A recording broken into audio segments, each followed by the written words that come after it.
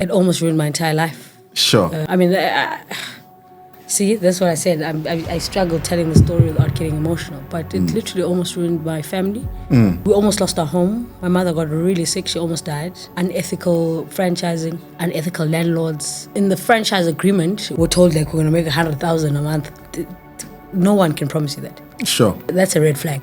One will say to you, speak to other franchisees, but franchisees don't speak. People are actually scared to say. So these guys are buying McCain chips. They didn't tell us that they're getting a rebate. They get it at cheap price. Then at head office, they add their own markup, and then they sell it over to Asanda and these poor schmucks that are running these stores. I remember in a meeting and saying to them, what business are you in? Are you selling us food or are you a franchisor? I bought the oven cleaner at head office for like 500 Rand.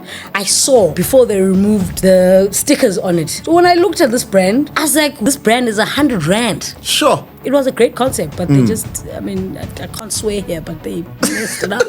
Asanda Maqabuka founded fast food franchise Chicken Bar out of pain, disappointment, and heartache. Now, in this powerful episode, she shares how she transformed her lowest moments into a thriving business and reveals what it really takes to win in the franchise industry. The kicker was, there was a company called Cuckoo Box. In these interviews, I wasn't mentioning names. Now I'm just mentioning names. They must come at me. They'd be like, okay, look, we have a financier that you can go to. And you're like, fantastic. I was charged, 21% interest. Woo, on my loan. Oh, that's where our problem started. Because we also then used our home as collateral. In Feb, and in a meeting, I was like, man, we're not seeing where this money is going. I was like, hey, Puti, I am not here to make rocks. There's this misconception about Xhosa people and money. My man, like, who's here to make rocks? As we're sitting in these meetings, it's like I'm the crazy one. No one is coming to save us. No one is coming to give us the lives that we deserve. We only have each other. Entrepreneurs teaching entrepreneurs. Welcome to the Entrepreneurs Chat podcast. Subscribe and share right now. Asanda, how are you doing? Hi, brother. Hi, Henry. How are you? I was I'm going to say my brother. How are you? Yeah, 100%. How are you doing? I'm good. How are you? Awesome. Chicken Bar. How's Chicken Bar? Chicken bar. Chicken is good, dog. Chicken is really As always. good. Yeah. We're having a candid conversation. I can be candid here, right?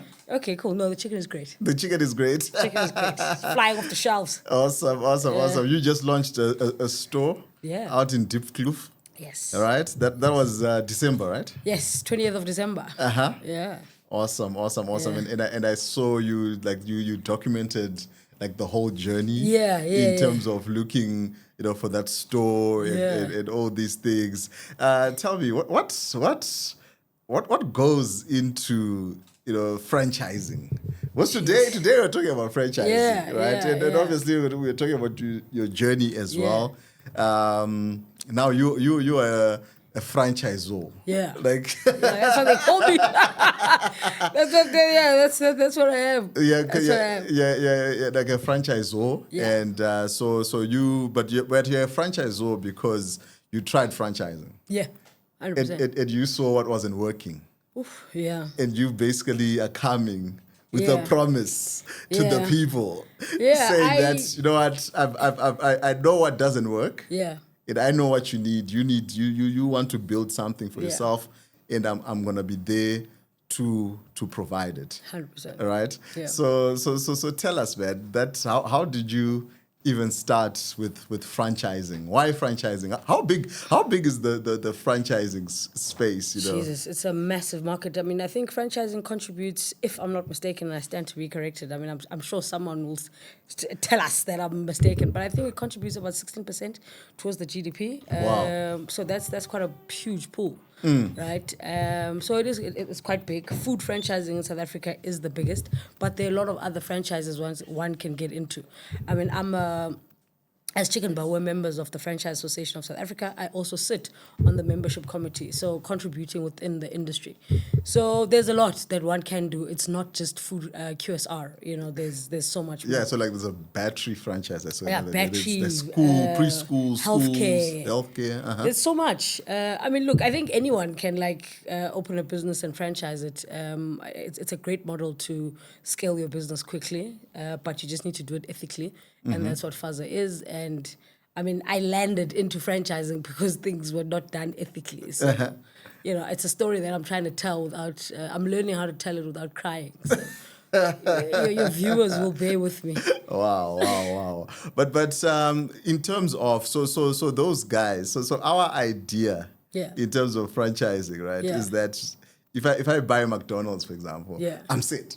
You know, it's No, that's furthest from the. Yeah, no, it's not how it works.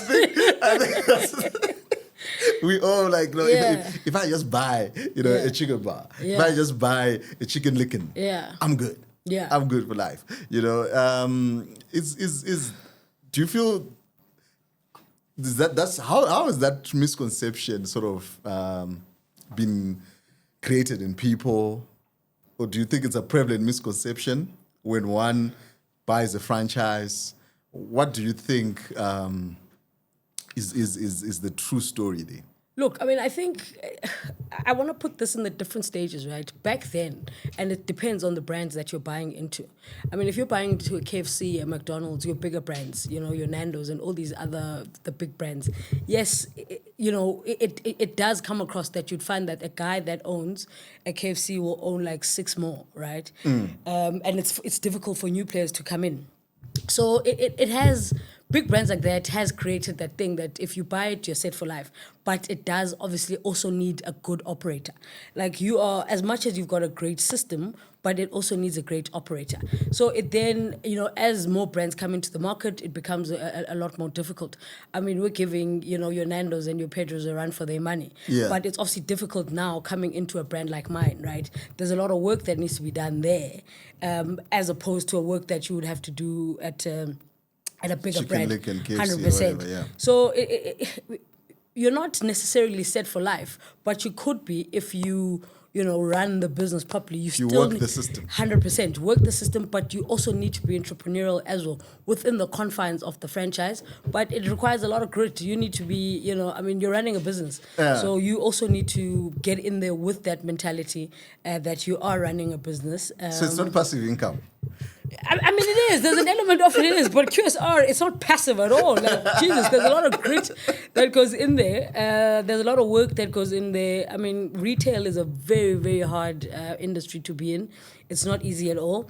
But, look, I don't want to speak for the bigger brands and franchisees on that because I never got into that. I got it. What I wanted was to always get a proudly South African brand. Most of these brands are not, and most of these big brands aren't. So yes, you get a system that has the big bucks. There's a big machine behind it. So it is perceived as, it's easier to get into it. You will make your money, but you still need to be an operator. You still need to run a business. And that's where a lot of people get tripped up, even with the big brands, because they also, as much as you guys don't see it, shops do open and close. Yeah. But the head office will take over that store and then sell it off to a schmuck like you. So it happens. It happens. Wow. So franchising is different not to get it because it's a retirement plan. No. I mean, you're not retiring. Yeah, you're working. You're working. Yeah, Basically, you're working yeah. at the end of the day, right? Yeah, so how did you get into franchising? How did you get into the whole business space? Sure. How long have you been pushing that? Here's my story. Yeah. So I've always been entrepreneurial, right? When I was in varsity, I started a water branding company. What? Yeah. Which varsity is this? Called Liquid Vision. I've been to a couple. It was tax, then it was Rao. Now you're revealing my age. But, and then it changed from a degree to a diploma. Moved to Cape Tech. And then from Cape Tech, I did a stint at UNISA. Bless my parents. They've been. Was it like trying to find myself? Find yourself, right? Yeah, and I think that's the challenge at times that we get into. I mean, your story really, like what you just explained there. Yeah. There are a lot more people who go through that. Yeah. Some not bold enough to say to their parents, you know what, this is not the course I'm supposed to be doing. I feel like this was a mistake. Yeah. Some people are not bold enough to do it. I mean, I changed a subject in high school. Yeah. I know that thing.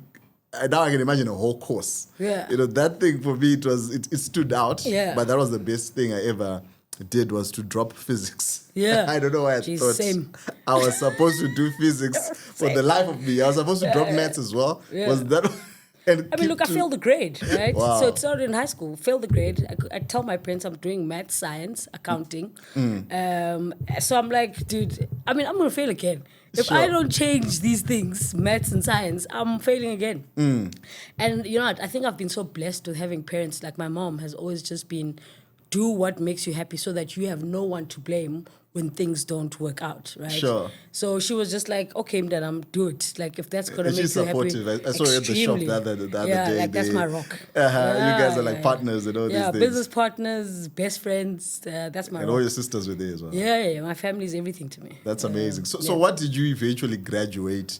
I haven't graduated, Henry. I've got like 2 courses left to finish in marketing, but I promised my mom one day I'd go back. Awesome. Started a business, and then I started a company called Liquid. Then I started a security company that started making me some money, and then I think my mother saw me struggling, because you do a lot. I did a lot of work with government, waiting for payments and all of those things. Then my mom was like, "Look, let's get into something that could help you make money every day, sort of, right, and not struggle so much with the tender system. I mean, if you're not connected, then you're going nowhere slowly, right? So Sure. that's how we landed onto a brand called Cuckoo Box. Worst and best thing that's ever happened to me. Sure. But before that, who sort of, first ignited this dream of entrepreneurship or this mindset of being an entrepreneur? I come from an entrepreneurial family. My aunt, who passed, my late aunt, I was her favorite. Wow. Yes. They all know I was her favorite. I used to go to, as Lalini, as we would say, back then. I was a kid. We owned a couple of shops. My family, my dad's brothers owned stores. My dad's sister owned a couple of stores called Nzopa Stores, which is our clan name, in Naleni, in the Eastern Cape. So I used to go there and work at the shops, and it was the most amazing thing. I mean, I think my aunt was the first female entrepreneur I've ever met. Wow. I used to be in the back of a van going to buy stock. I mean, she had trucks. She had a couple of stores, that side. She was a big deal. I didn't know. I just thought, this is woman who runs a shop. I love being there. I love counting money. And I'd go there every December holiday. And I think, I mean, as a kid, you don't think of those things, but eventually, I think the bug, that's where it all started for me, just going and visiting her. And then eventually you grow up, and I'm like, no, man, I see guys that I grew up with who don't like school, but are making money. There's a friend of mine, and I'll mention his name, and I don't think I've ever told him this. This guy called Lubambo. Lubambo was like, Lubambo was making money, and I'm like, how? This guy's not smarter than I am, I don't think. I love him, no offense. But I'm like, if he's making money, maybe I can make some money. You know what I mean? And I think you look at things like that and the people around you and where you come from, and you're like, but I can, if he can get it, I can get it. And then that's where, I guess that's where things started. But I come from a very entrepreneurial family. Sure. My dad is entrepreneurial. I mean, my father was a principal, but I mean, we're in private schools. My dad's a principal. Take off his shirt, and we had a stallion, that car. Yeah. And Umtata used to take kids to school. Where we went to school, we were the transport. And he would take off his tie weekends, and he was a taxi driver. Wow. Getting us through school. I mean, school fees were not cheap. He's got 4 kids, all in private school. So how do you do it? So I come from that. My mom, oh, Jesus, like that woman is phenomenal, So I come from entrepreneurship. Sure. The whole background is that. So now trying to find your way now in varsity. So you said the first business was, you said? Liquid Vision. What Custom branded water. Really? So how big did it get? I mean, we branded PH. I approached PH. I'm like, yo, dog, PH the DJ. I was like, let me brand your water. So we approached PH, did that. We did ANC stuff. We did Cope water. Wow. I didn't get far because of the politics. I mean, I worked with a friend of mine. I got a friend of mine involved in it, and then it just went pear-shaped. It was a bad partnership. It was a horrible partnership. I mean, look, it was good when it was good, but, look, I always said, I think from that experience, look, for the longest time, I'd say don't do don't do business with friends, but it's the what type of friend, you know what I mean? And being able to separate. But it was good when it was good, and then when it was bad, it was bad. I mean, yes, it was, yeah. So it was that type of partnership where one person is pushing, I guess. Not even like it's such a, you know, when you start fighting about titles and you own absolutely nothing. Okay. So it's like, listen, I am the CEO, I am the MD, I am the what? Fumes. Yeah, and it's just like, dude, I mean, this business has absolutely no money, and we're fighting over titles.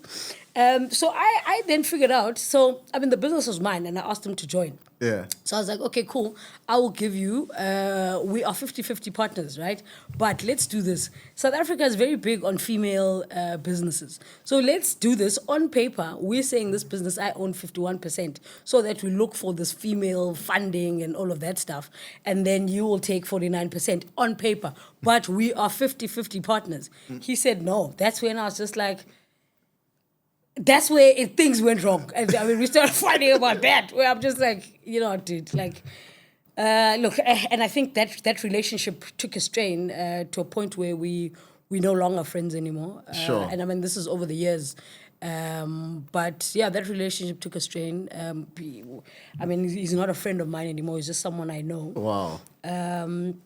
But yeah, so it's also getting into business with the type of character. There's a type of character that there's nothing wrong with doing friends with business with friends, but there's a type of friend. Wow. So now you get onto the security company now. Yeah, then I'm like, okay, cool. Now we're gonna hit the big bucks. So what were you doing in this security company? What were you I guys- owned it. What do you mean? Were you doing like VIP protection? No, we were doing security. Like, I mean, let me guard your thingy here. So I then figured out so I started the security company, and then I figured out that there's seaters for every industry. All right. This is where that also kicked in for me, because that's when I figured out there's a seater. So there is a security seater.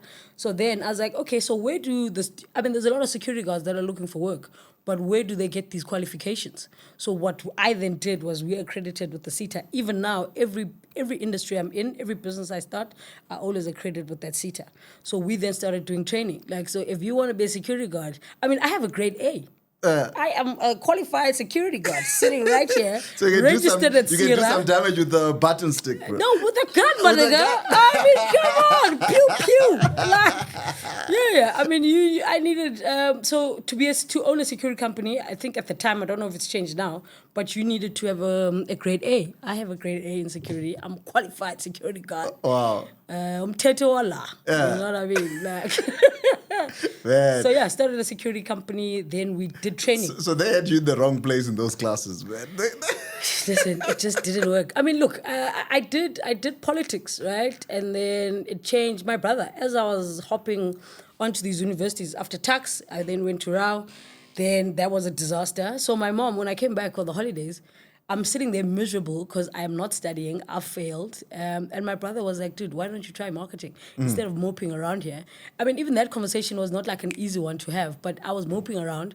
I was like, I don't want to go to school. Umam was like, you're going to be there's a family friend that owns a garage up the road. And they're like, well, I can speak to them. You can go work there. Wow. So my parents were like, so my brother was like, no, just try marketing. So it's these things that I'm saying that to say, there's been a lot of people that have influenced how I fell into these things. It wasn't just like how do I put it? I mean, how do I put years of my life into like a structured? And I don't know how to do these things. Like, so you'll excuse me if I'm like all over the place. No worries, man. It's going. Yeah, I mean, I'm just shooting the breeze here with you. But yeah, it's. My brother was like, try this. And then with security as well, when I saw someone do it, as I said, I saw Lubambo, a friend of mine had a security company. I was like, if he can do it, so can I. And he was making rack. So I was like, yes, there's rack clearly. Yeah. Wow. So that now gets, you're caught up in the invoices now, in the following up of payments. You're like, nah, did you ever get some of those payments paid? Dude, like, I mean, we had a contract and things were looking up for me. I was like on the up and up and like things were looking good. And I mean, we made money until we didn't. It's also a very rough industry. Female, I'm female, male presenting, queer.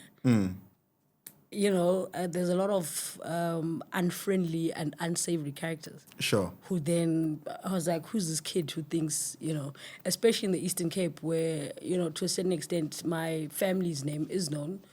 And it's like, who do you think you are? So yeah, bumped into a lot of unsavory characters in there. And that's when I was like, okay, maybe this is not for me. I mean, I don't want to die. I'm too pretty to die. Like, I mean, that was me at the time. So I was like, nah. No, very unsavory characters. So it became very difficult and unsustainable. So besides the making money and the invoicing but also doing work with government as well. Sure. It's difficult. You do the work, it takes months to get paid. You're sitting there miserable. Yeah, not the greatest of things that I've done. Wow. So you said you'll end up Cuckoo Box. So after that, that's when my mom was like, look, Which year is this around? This is so the security company was 2015. It was called Blue Chip Security Services. That's a nice name. Yeah. Because that's a blue chip. Yeah, because I'm trying to go from that's premium. money, bro. That's money. I mean, you know anything about stocks, you know what I'm saying? Like a blue chip stock. But yeah, so unsavory characters, then Mama was just like, look, and the government was just unbearable. There's so many things that went wrong there. So my mom was just like, look, instead of you sitting at home miserable, let's find something. My brother then found a franchise warehouse, let's get into something that you can enjoy and something that can bring you money every day, because clearly you are an entrepreneur. You've done the whole varsity thing. As I said, it was tax, rao, stint at UNISA. So it just doesn't work. Cape Tech, so it just doesn't work. So we did it. And then we found a company called SA Franchise Warehouse where we sat there. And so what they do is they introduce you to franchisees. Franchisors. Yeah. So franchisors come and pitch their businesses. We literally almost bought into a Tammy Taylor. Oh, wow. Yeah. Paid those guys. That was like from the frying pan into the fire. My man, I had paid them. We had paid them, but we got our money back. Wow, how much did you pay? At the time, they were selling the franchise for 100,000. Wow. This was now 2016. And where did you want to do the franchise? So this is where the red flag, one of the red flags was.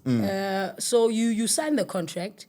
You pay the 100,000, then you go look for space, right? You can open it anywhere. I mean, I remember my mom and I flew to Cape Town. The new F&B building in Cape Town, town. We wanted to open it there. Then that's where the red flags start, where it's like, no, man.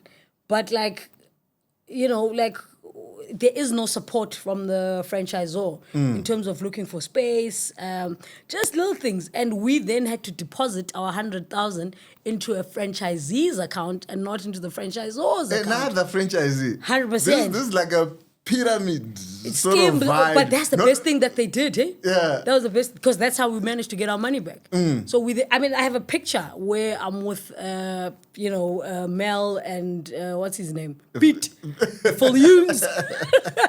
With my mom and this franchisee that we went to his store to, because they showed us his store. So we paid the money into his account. That's the best thing that happened, because when we then said we want to pull out, and we then wanted our money back, they gave us the runaround. I told the franchisee that we had paid the money to your account, so we're coming after you. Yeah. Yeah, and that money I think I sent Mel a threatening message. It took us a week to get our money back, but we got it back. Sure. So that was the first of whoa, what the hell is this? Yeah. And then we then eventually landed on Cuckoo Box. Wow. So now, tell me, so you're prepared to go from, I'm trying to think the stuff my wife puts on, then to chicken. To nails. To like from nails to... Nails. So you're just prepared to learn. 100%. You're just going to learn it. Yeah, we're going to figure it out. Okay. So even with the chicken, you're just going to... Wow. I think that's the nature of my character. There's someone who said, in one of the posts we did at the shop, Yeah. someone said, I knew this lady when she was trading forex. You know. Yeah. I traded a bit out there. They said you're good at it though. Like Jesus. it's like random. Like, the comment is there. It's I did. The I comment. did. The I did. That's like, good. I mean, I made some bucks. Sure. Yeah. So, Jesus, you guys have all the files here. Good God. See, There's this a is comment why I like don't want to do these things. Like, people just know your entire life. Wow. So when were you trading forex then? We were trading and we were busy there. We saw people making money and I'm like, dude, I'm all about chasing the cash. Which year was that? This was 2017. Yeah, 2017, 2016, 2017. Yeah, I traded a bit. Yeah, we made some money. So it's like big in this way. Like, were you like... I mean, look, there are a couple of people that know me, okay? Some people don't, some people do. In that space. I'm a goat. So why did you stop there? It was... I think, and this is what I'm figuring out about myself, is that and I don't know if it was because I was young, because look, I feel like people can do whatever they want, right? If you want to trade forex, but everything must be done ethically. And this is the problem that I had with some of these industries. But I think I'm also figuring out that I was very, not impatient, or maybe we can now look in hindsight and say it's not what I was supposed to do. But at the time, my heart was just not in it. But sometimes you can make money, but you don't feel you don't feel there's purpose. No, my heart was not in it, man. And it was such a. I think the biggest thing, and the reason why I actually did forex was actually to show people that you can make money, and it can be honest. Same like franchising, and I guess I get into why chicken bar is chicken bar. But my thing is things can be honest and things can be right. It doesn't have to be... People don't have to be crooks. And people don't have to lie to other people. So I started doing this and I was like, and this was the thing when we were showing other people how to do this. But that's where it also got tricky for me. Yeah. I was like, I don't want to be teaching people how to you just want to trade. Yeah, I just want to trade, make money. Teach people leverage. Because young pora. Young pora. And for me, it was like also, but it was also to show, like I'd have one or two people that I'd be like, okay, come through. Let's actually do it. I'm not here to teach you, but let's do it and show you exactly what I do and exactly.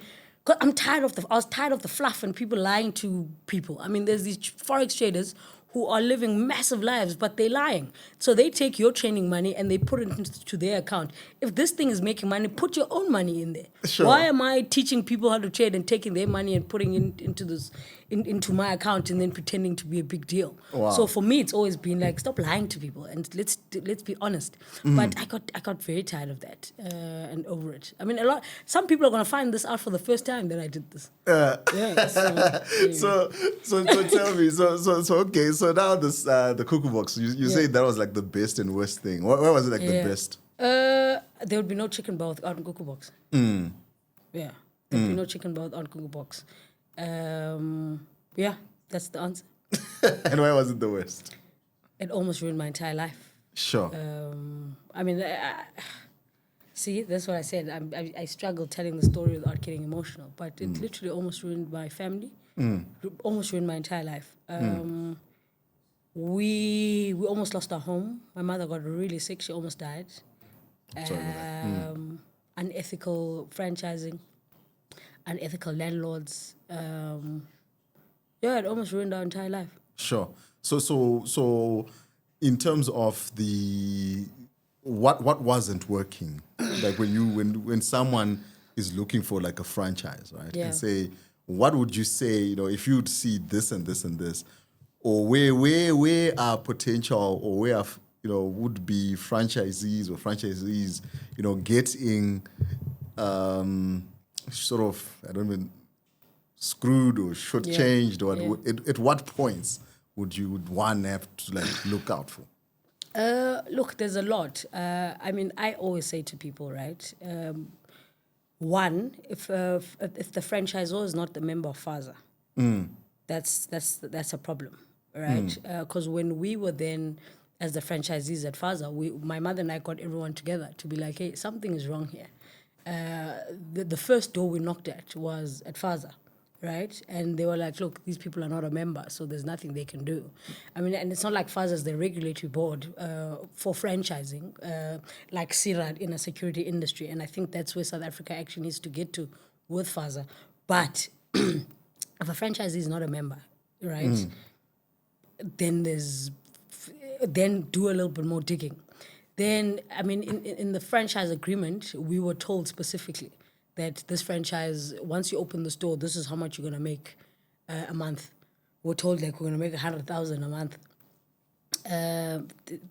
No one can promise you that. Sure. That's a red flag, right? I think that just on paper was the issue. Yes, they've got franchisees. One will say to you, speak to other franchisees and speak to other franchisees, but franchisees don't speak. People are actually scared to say, right? I remember when we were part of Cuckoo Box, there's a guy in Hammanskraal who came to see us who wanted to buy into the shop. When I started, I would tell you that this is fantastic. But then at the end there, I was like, don't do this, Sure. But it's like, but other franchisees, I remember we went to go see other franchisees at the time, and no one is saying anything.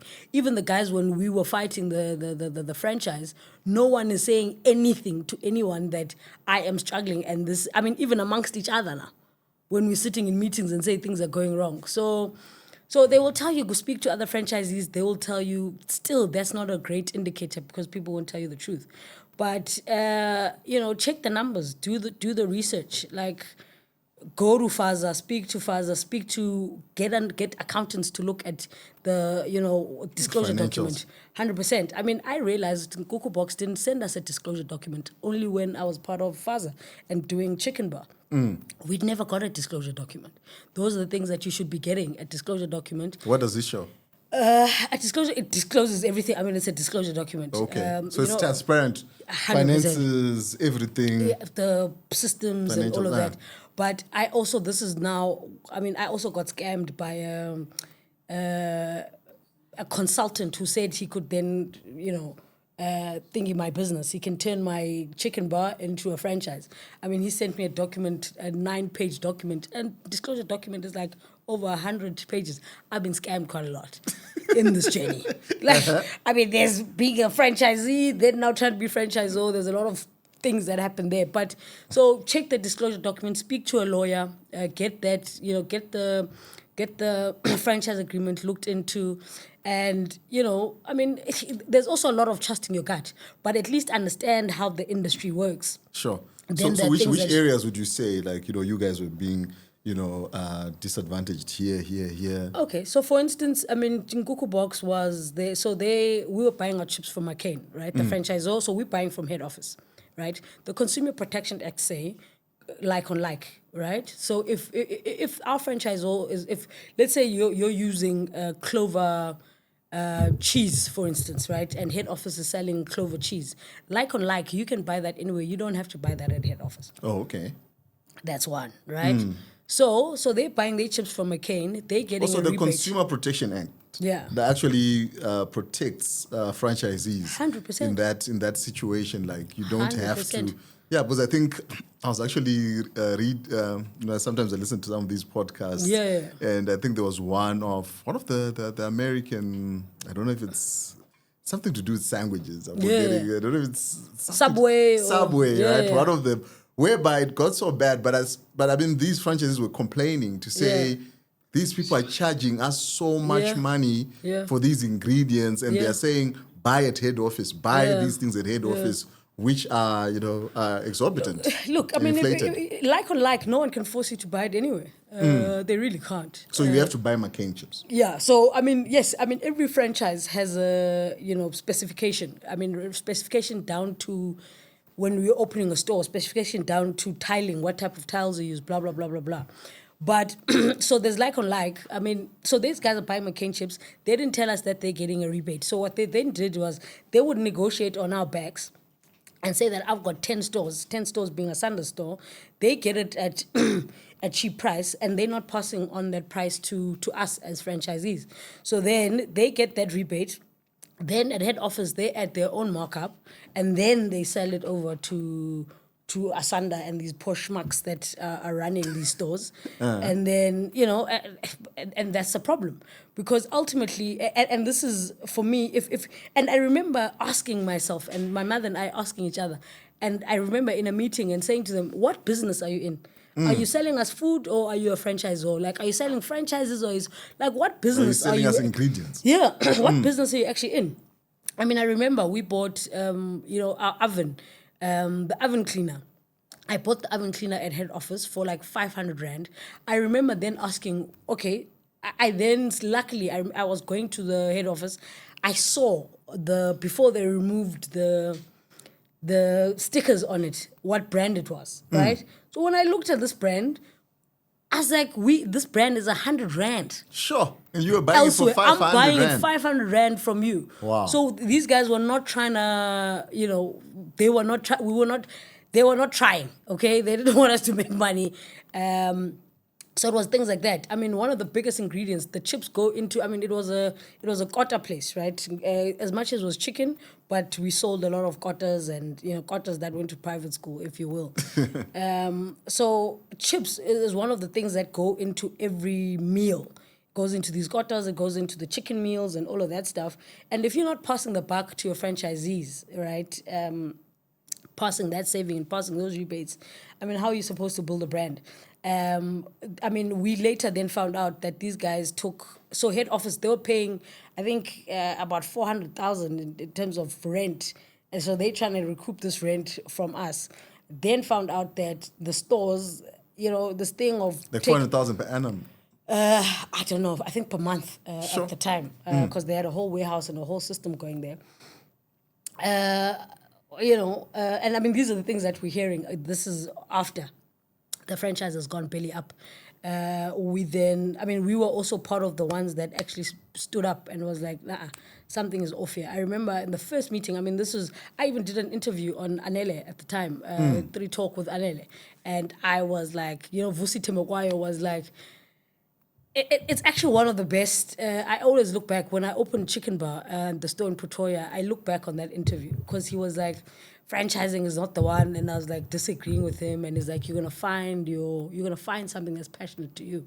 But anyway, so I was like, Cuckoo Box, best brand, whatever. I mean, we made a lot of money. I mean, in that December we made about 600,000. Wow. Right? So if you had asked me then, does Cuckoo Box work? Is this the best brand? Absolutely. So this is the one in, I think, is it the... Hammanskraal. Yeah. I think the other one, I don't know if I'm wrong, in Midrand somewhere. No, there was one in... They were actually, I mean, they were doing quite well. There was one in... so they were... I think I saw one which was like in a container sort of. Yeah, it is a container concept. Yes, I think there was one out there in Midrand. I don't know if it's like close to Samrand or one of these areas. But Well, anyway. the office was around there, maybe. The Cuckoo Box office was around there. Oh, okay. Okay. But anyway, like it was, yeah, man, we did well. The brand did well. They had a couple of stores. I mean, Mamelodi, Tembisa, Alex. They were popping up, Sure. They were really popping. It was a great concept, but they just, I mean, I can't swear here, but they messed it up. So where did that break wrong for you guys? How much did you guys bought it for? We bought it for 1.3 million. Wow. Yeah, 1.3 million. Sure. This is now 2017. 1.3 million. But here's the thing, though. The kicker was these guys there was a company called Get Bucks. Now, I mean, in these interviews, I wasn't mentioning names. Now I'm just mentioning names. They must come at me. But they don't exist as well. I think they had a problem. But hey, anyway. Sure. So they were in bed with Get Bucks. So what you could then do was like you could get financed. Now they'd be like, okay, look, pay the franchise fee, and then we have a financier that you can go to, and you're like, fantastic, right? Get to that financier. The financiers Get Bucks. I was charged 21% interest on my loan. Yeah, So like 1.2. Yeah, so that's murder. Like I'm not going nowhere quickly, right? But they tell you see on the thing, but you'll be making 100,000 a month. So I'm like, easy peasy. Oh, that's where our problem started, because we also then used our home as collateral. Sure. With Get Bucks. With Get Bucks. Wow. This is now what the franchise is always saying, that, okay, you will sign with us. You don't have to use your money, though. You can get a loan. Any normal business person will be like, okay, cool. And you don't know what you don't know. I convinced my, parents. I was like, this is it. This is the one. We got in it, signed our home. We almost lost our home. I mean, within. So I did that 3 Talk interview. It was, I think, in January, if I'm not mistaken, or Feb. But the following month, we were in the offices saying, we're not making money, something is off. So they would tell you which accountants to use. I mean, I had a debt. The accountants that they put us on didn't claim VAT. Now ended up owing SARS like 100 and something thousand. Sure. I mean, I guess, and that's the franchise model, right? They tell you where to go. But there are things that no one should be telling you which accountant to go. No one should be. And you think that Get Back, I mean, they said this is the financier they work with. So you're thinking, cool, it's going to be easy. It is easy and it's favorable, but you also think they're looking out for you. Right? Yeah, you also think they're looking out for you, but they weren't. So we signed that, and one of the worst things I could have, oh, Jesus, man. So yeah, by Feb, we were wondering to ourselves, something is off. Yeah. I remember in a meeting. What you did was more like festive sort of vibes. Yes. So I remember now in Feb, and in a meeting, I was like, man, we're not seeing where this money is going, right? And everyone was like, no, I'm impatient, I'm this. And I'm like, I remember saying, now this is the first time I'm also in a business setting with my mom, right, as my business partner. So she just let me be as well, which is one of the most amazing things. I was like, hey, Puti, I am not here to make rocks. Like there's this misconception about Xhosa people and money. My man, like, who's here to make rocks? Like, I'm not here to make rocks. This thing of yours is not working. Something is off. We then, went through a lot of steps, and eventually something was off. I started asking other franchisees. As we're sitting in these meetings, it's like I'm the crazy one. It's like we're the crazy ones. We don't know what we're doing. My mother was a marketing company of one of the biggest black-owned publishing companies in this country. Sure. Are you trying to tell me that she doesn't know what she's doing? So these Xhosa ladies, she knows what she's doing. So they're like, these Xhosa ladies are crazy. They're looking at you guys like... Because we're all... we are firecrackers. But, I know what my mother knows what she's doing. I know what I'm doing. But something is off. And something was off. Wow. So, and then I think after that, by June, they had liquidated. Sure. So now they still wanted... So this is Cuckoo Box now. Yeah, Cuckoo Box. They Cuckoo then Box. liquidated. They liquidated and now Get Bucks. It wants their money. So they want to foreclose. Yeah, look, there are still people who are franchisees that still have those loans.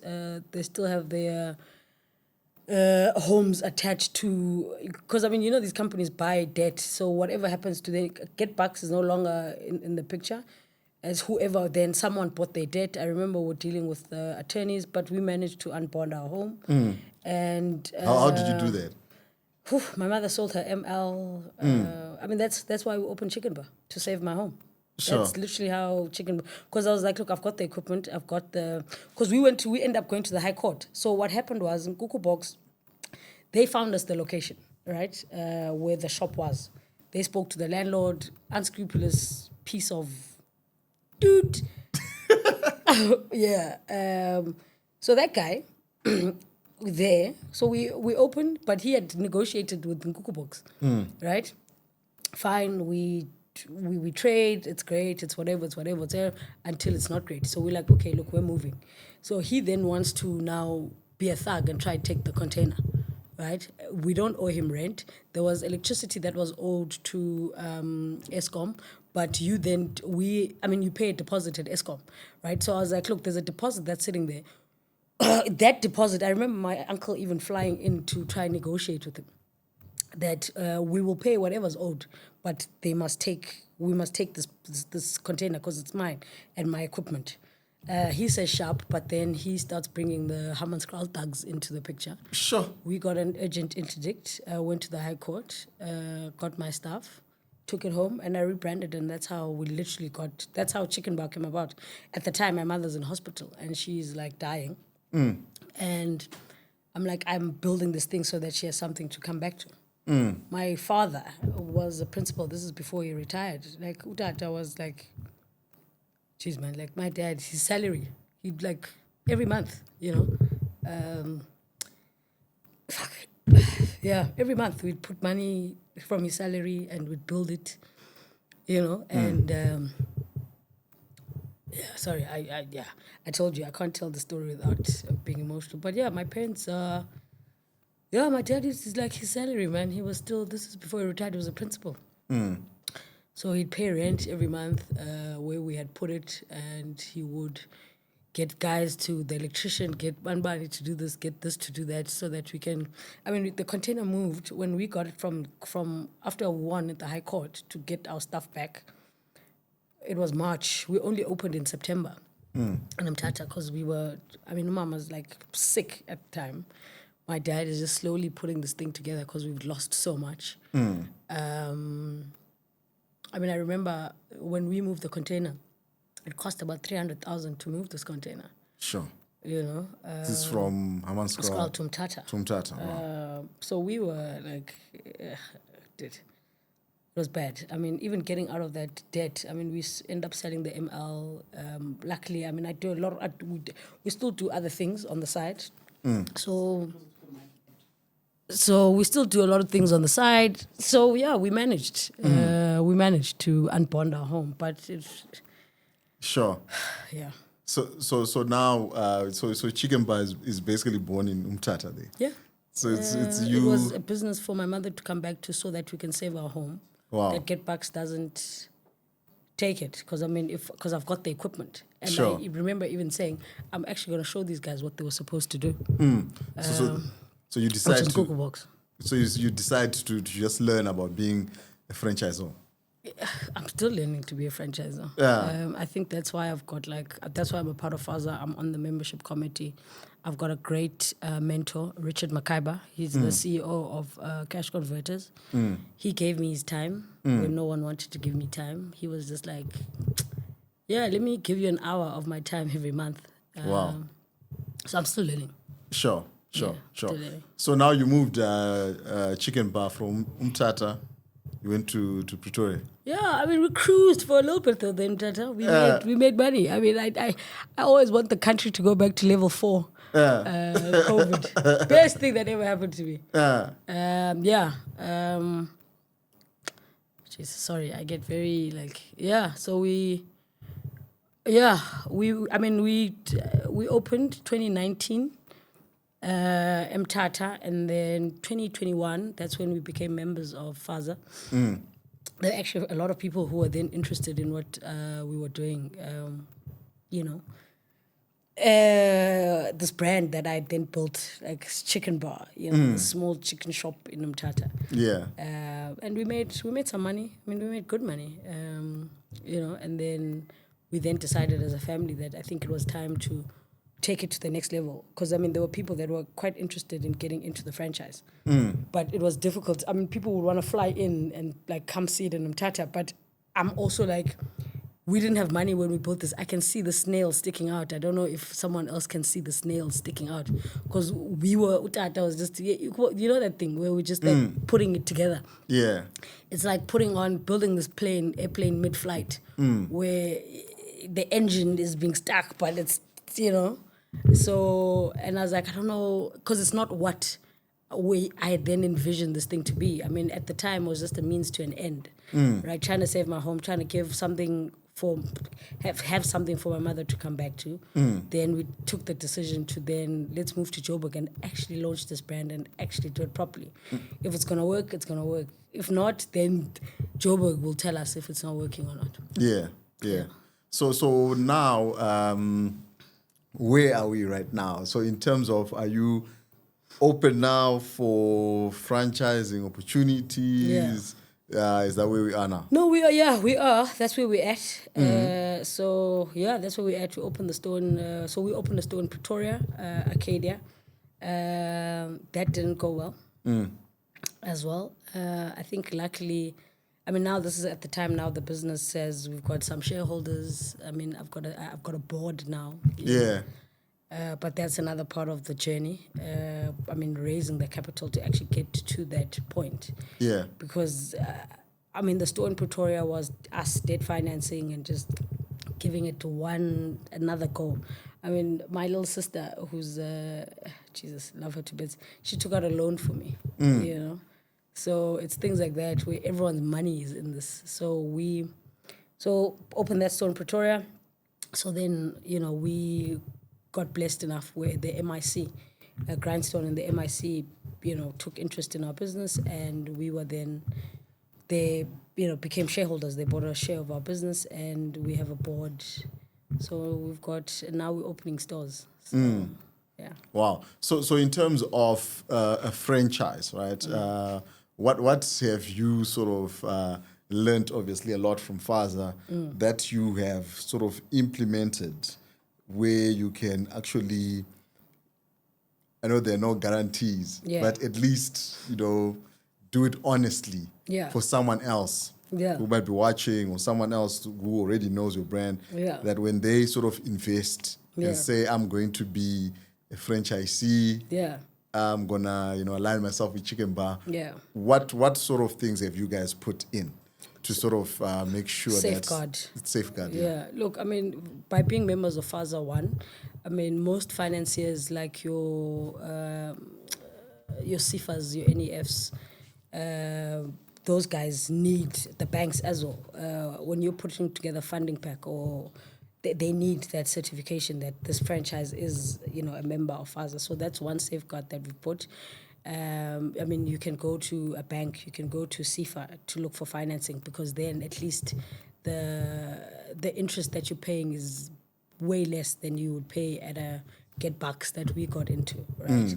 So you safeguard it in that way. But I mean, now we are opening corporate-owned stores, right, and focusing on that. So, you know, getting the systems right and getting the models right, so that by the time a franchisee comes, I mean, the systems are already in place, the systems are there. You know, so the safeguard is, look, we're also looking for people who are entrepreneurial. You know, I can safeguard in terms of the interest where you're going to go to find money. But at the end of the day, I mean, this is a new brand, right? I'm not going to sit here and lie to you and say, yeah, no, give me your money, like we're ready. It's a risk that any other person would take, like any other business, right? But we have systems in place. We have, you know, I have done it for so long that I do know what works and what doesn't work. I mean, I remember in Mtata, we had realized that maybe let's start hand cutting our chips, because the chip is like 90 Rand, you know, like bags of potatoes. It's cheaper because the price fluctuates, right? So I was like, this is probably cheaper. Then you realize actually there's a lot of wastage that goes into hand cutting chips. So you probably don't want to do that. You know, so I mean, as much as it might sound small to you, but that's where the rands and cents are made and lost in those little decisions that you make. I mean, what type of oil you're using and how, you know, you maximize. If your systems are in place, then that's where the nuts and bolts, and that's where the money is. So I have done that. And when I say we, I also mean my family. My mom is the, you know, yeah, jeez, yeah. So we've done that. We've put those things in place. But like any other business, I'm not going to sit here and not lie, but I'm not going to sit here and say to anyone, yeah, no, come, give me your money. We are building a brand like any other brand. There are risks involved. But it's, you know, yeah, there's risk involved. That's the long and short of it, man. So you say like things such as like royalty fees and things like this, you'd say like they would be positioned fairly. But I think people do see when they're getting into a contract, I guess, with everything else, the disclosure documents that you've mentioned and everything else. Yeah. Look, I mean, I think we are, you know, it's industry, the industry standard in terms of royalties and all of that. But I think the biggest thing, though, I've been a franchisee. I never want anyone to go through the things that I went through, ever. And I think that's how I'm building Chicken Bar. Some people hate it when I say this, but it maybe with a little bit more heart than just business. You know what I'm saying? We've also, I mean, we're finalizing now our retail chain store manager certification from Services CETA. You know, we've put that in place as well. Where let's say a franchisee is struggling with like. Now I'm revealing my secret. It's not a secret, but like, I mean, the knowledge is there. But, you know, if you're then struggling with your wage bill, right, instead of doing that, then what you can do is that you can do trainings. Then your staff is paid a rebate. Government gives you money actually to put people and train people. I mean, skills development is a big thing in this country. So you can do that, save on that wage bill by putting these trainees in your shop for 6 months, all of that. But there's a lot that goes into it. But I mean, there are those measures that one can put. But look, I'm just going in this with a lot of heart. Yes, there's a lot of business behind it, but I never want anyone to go through what I went through. So I will fight for the franchisee or fight for an Asanda because it's me, right? As much as I can. But it's, yeah, man, you know, it's also very difficult, this question. It's so difficult, not difficult answering it, but we're figuring out, right? We're still getting in there. But to be very honest with you, it's not an easy one to answer. Sure. So where do you want to go with Chicken Bar? I just want to employ people, Doug. I think that's the biggest thing for me. Like and everyone keeps asking me this. Yes, 50 stores. I want 100 one day. I want. Chicken Bar has just been about survival for so long. I just want to make my mom proud. I just want to build another shop, employ another 10 people if I can. I don't have a grand answer. You know, there are no... Yes, I mean, I'd love to see 100 chicken bars one day. My nephew, Koki, said I must mention his name, so this is how I get him in. Yeah. He's like, I want him to have something that he can, you know, have. This is for you. This is yours. But it's also just every year I just want to survive. I just want to employ people. I want to make it to the next year. I wanted to provide livelihoods. Yeah, that's it. Yeah. That's truly it. Yeah. So what keeps you going though? Like when you get down? Like my mom. My family. My family. So I've been sober, stopped drinking. I've been sober for 2 years. Wow. Because that was part of the decision, right? If we're going to do this chicken bar and I'm going to take my mother is trusting me again with something so big, and my sister's taking out loans and my family's doing all this, I have to be a better person, right? So what keeps me going is my mother. Like I speak to my mom like 6-7 times a day. We've sacrificed so much. She's sacrificed so much for me to be where I am. Even with Varsity, all these Varsities I went to, I only found out there was something called Nefsis, like when I dated someone who I never knew any of the stuff, right? My mother was always, so I was like, we were driving to the shop now in December, and she's like, yeah, we're passing UJ. She said, yeah, remember, you were here, you had when I remember I had to pay 80,000. No. It's like, you owe me. So what keeps me going is that I owe her. The only thing that keeps me going is to make sure that my mother's sacrifices were not in vain. And my nephew can look at me and feel like, this one failed the grade. This one is what I can also do it. If Asanda can do it, then so can I. Sure. So. Wow, that's amazing. Hey, thank you very much, Asanda. Man, that was it's all our journeys, right? As entrepreneurs, I think that's the point. Yeah. You know, because I think in all of us, you know, we go through all those phases that you went through, and thank you very much for coming through.